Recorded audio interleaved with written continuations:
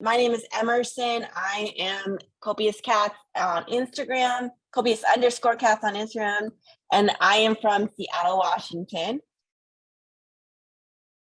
And then if you have any questions, when we get to the question portion of the chat, what you can do is put your questions in the question box, and then we can do some questions there. We will also have time for audio questions as well. So welcome. All right, why don't we go to the next slide? So like I said, what we're going to be doing today is a backpack training presentation. We're going to talk about backpack and harness training. We'll have a little bit of time for a question and answer. And then I do have some Travel Cat products back here that we can do a little bit of a product demo. We're also going to do an event Zoomy photo, which you can be in if you feel comfortable doing so. And then please stay till the end. At the end, we will be doing a giveaway. You do need to be present to win. So stay till the end of the session and you will get a really awesome prize from Travel Cat. Next slide. All right, so as I have said, if you could just introduce yourself in the chat, you can say where you're from, give us your cat's Instagrams, tell us your cat's names, so we can all get to know each other.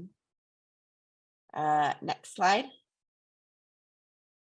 All right, so as I have said, my name is Emerson. I am at Copious_cats on Instagram, TikTok, and Facebook. And this is me and my Travel Cat lady. That was when we did a hike a couple of summers ago. So thank you guys for coming, and we hope that you learned something today. Next slide. All right, so what we're talking about today is backpack and harness training. And to start, why are people backpack and harness training? It is not just the latest trend on Instagram, I promise. People are taking their cats out and doing adventures because all of us treat our cats like our children. We want our cats to have enrichment. We want them to not be bored, be depressed, having nothing to do all day. This is a great way to get them, get their brains working, get them some good stimulation, help them stay happy, active, and healthy. All right, so cats are not dogs. And everybody knows this, but we do have to just do a little bit of a reminder. Cats are not dogs. We are not going to train cats like dogs, and our cats are not going to adventure in the way that dogs are. And that is totally okay. We don't need them to. We're going to remember that cats are cats, and we're going to treat our cats like individuals. No two cats are going to train the same way. Next slide. Okay, here it is. Yep, what I was looking for.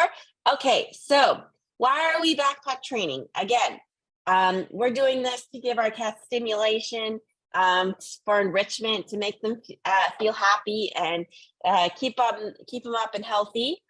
But this is also so that they can safely adventure. So we know from statistics that cats who are indoor-outdoor cats who get to free roam with no supervision are likely to have a shorter life. They're more likely to be hit by cars, to be taken by wildlife, and things like that. They are just more likely to have accidents than a cat who is having supervised outdoor access. So we are doing this so our cats still get the outdoor enrichment, but they do it in a safe way, and they don't have all of the accidental things that can happen with an indoor-outdoor cat. And another good reason is just for necessary travel, because at some point, I bet you're going to move to a new house, a new apartment. You might even move states, have to go on an airplane. You never know, go to the vet. So when we have these items like backpacks and carriers in our harnesses, and our cats are used to these items, it makes these things a lot easier in order to travel and get to where we need to go. It makes transitions a lot smoother. And then another thing is emergencies. Okay, so we want our cats, when we have to just get up and go, if your cat's already used to their backpack, it'll be much easier to be able to evacuate should that happen. Hopefully not. So when we're choosing a backpack, what we want to do is think about what is the size of your cat? How big are they? How small are they? Are they going to grow? Are they going to get bigger? Are they a kitten now? And then when they're fully grown, how big are they going to be? You're going to consider what kind of features you want for your backpack. And then what are you going to be using your backpack for? As you can see here, I have multiple cat backpacks in different styles, although some of them are the same in the different colors. So these are definitely things that you want to consider when choosing a backpack. Next slide. So how are we going to get our cats used to the backpack? Right, so there are a couple of ways. The easiest and main way that people do it is through treats and food motivation. Most cats are pretty food motivated. So what you're going to want to do is you're going to want to get a high value treat. So you're going to pick a treat that your cat really loves, and it's going to be something that they're only going to get during training. You're not going to give them this treat any other time. So when the cat sees this treat, they're going to know I have to perform some sort of action in order to get this treat. So that's what you're going to do. So for example, you're going to take your treat, you're going to put it in the backpack. Your cat's going to jump into the backpack, eat the treat. Great. Your cat just did the action that you were looking for. You can give them another treat and say, great, you did exactly what I was asking you to do. And now not all cats are going to be food motivated, and that is totally okay as well. So when we do, what we can do, another thing we can do is clicker training.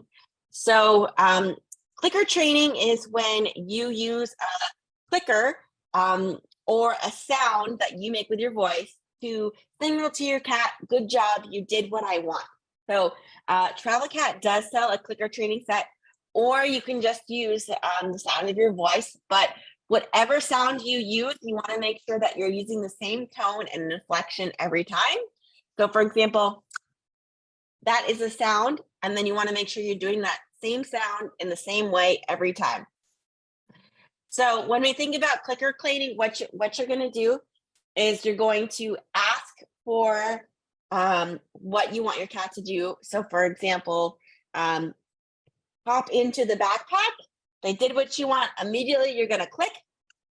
And then you're going to give them something as a reward. That could be a treat that they like. It could be a toy. It could be some catnip.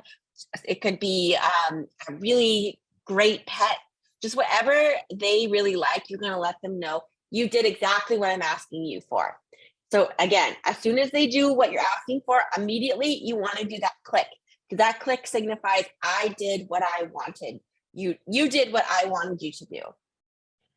And then other things that you can do involve scents, like you can take your shirt. Let's say you slept in a shirt all night, and then you put it in your backpack so the backpack smells like you. That's one thing you can do.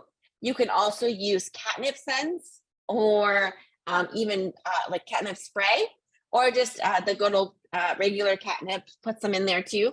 That can help entice them to go in there. You can also use toys. So for example, if you have a wand toy and you're getting your cat's mojo going and they're ready to pounce on that, what you can do is bring it into the backpack so they can pounce on it in the backpack. And so they're getting in there on their own accord.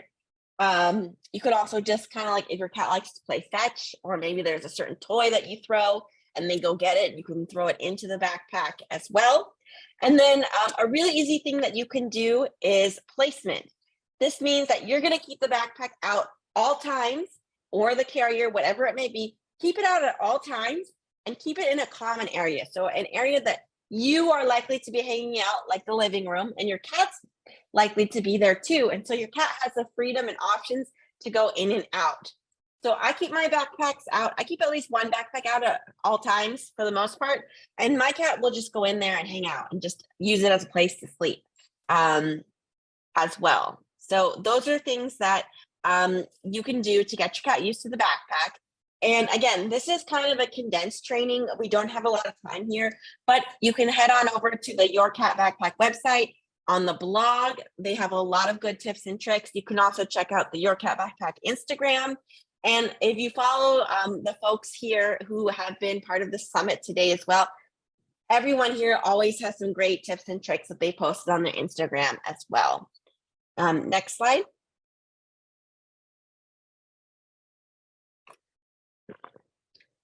So remember, when we're going to have the cat used to the backpack or the harness, whatever it may be, we're going to take it slow and we're going to go at our cat's pace.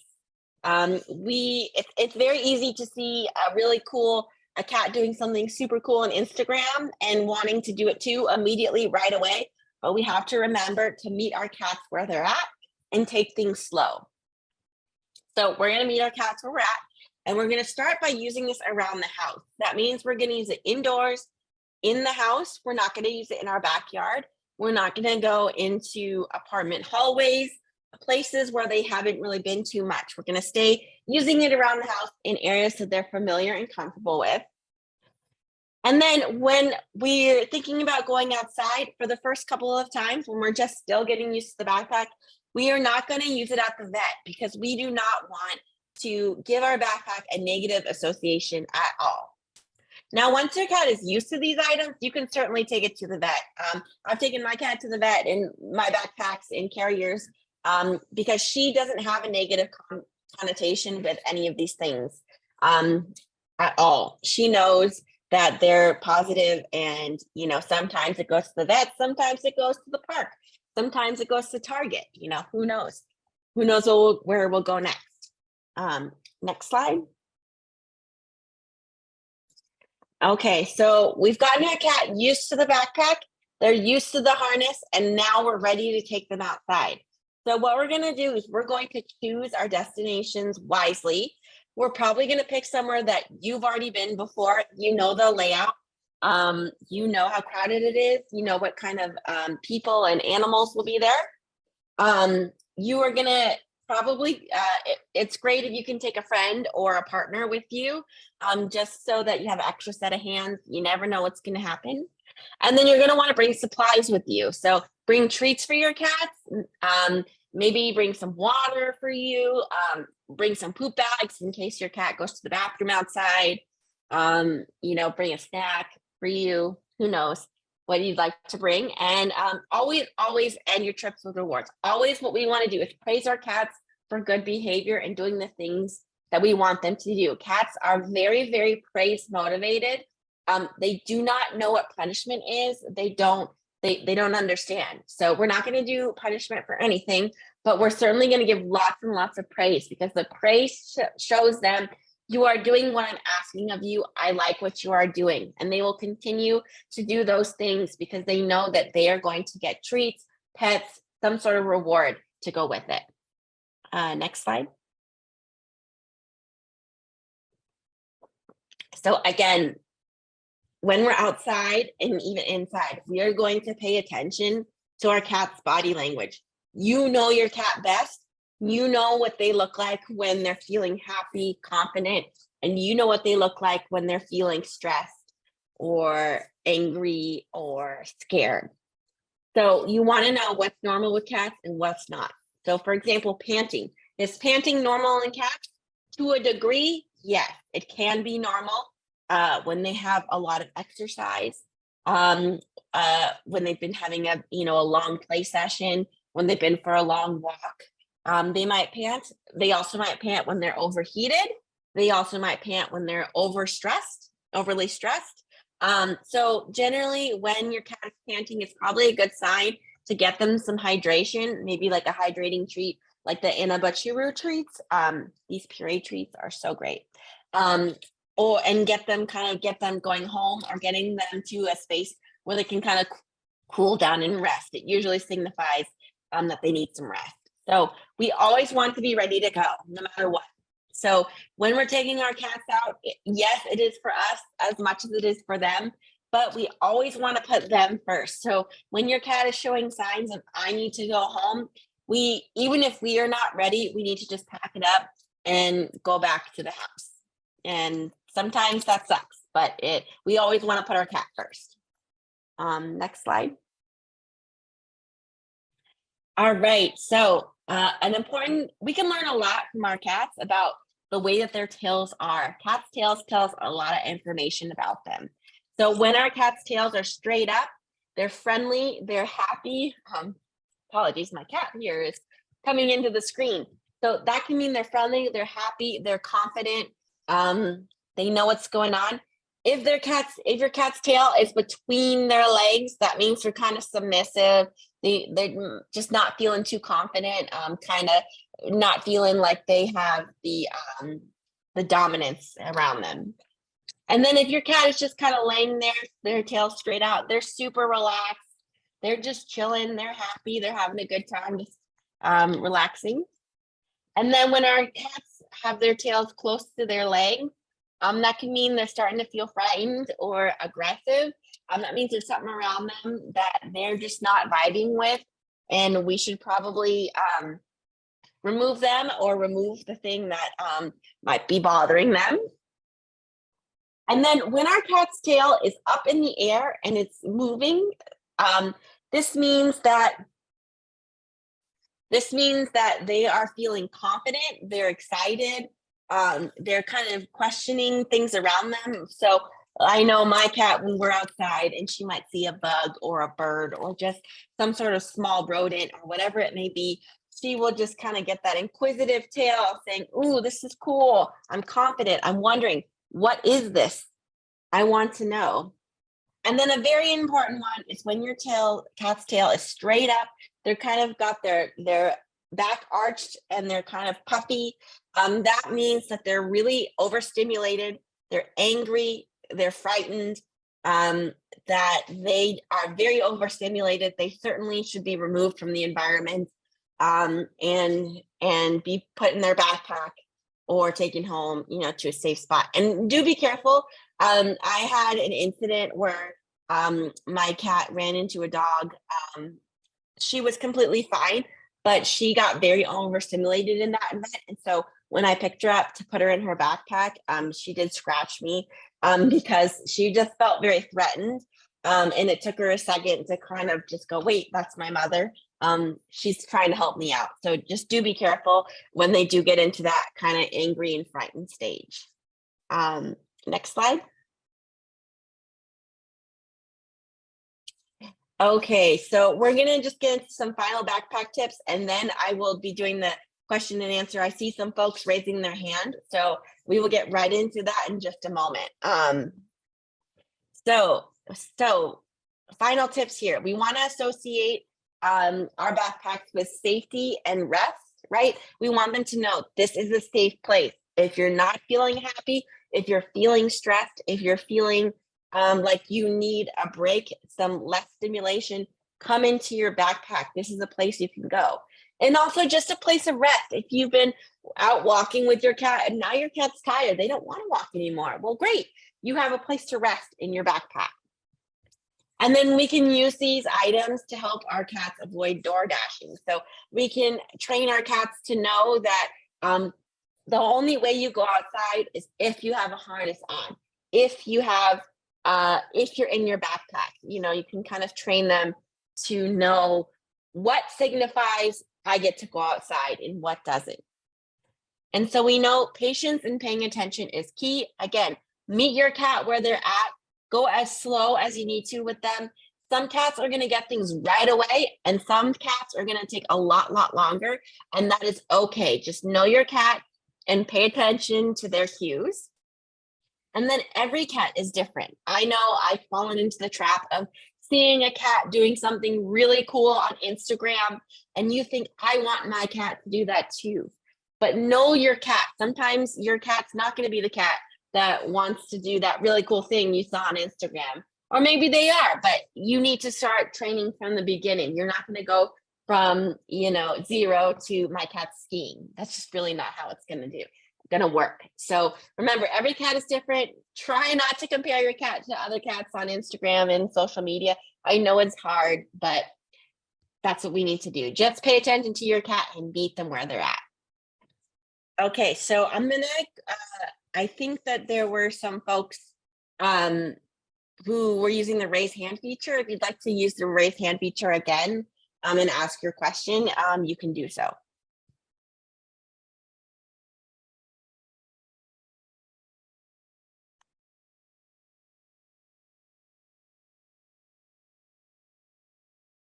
Okay, I'm not seeing anyone using the raised hand feature.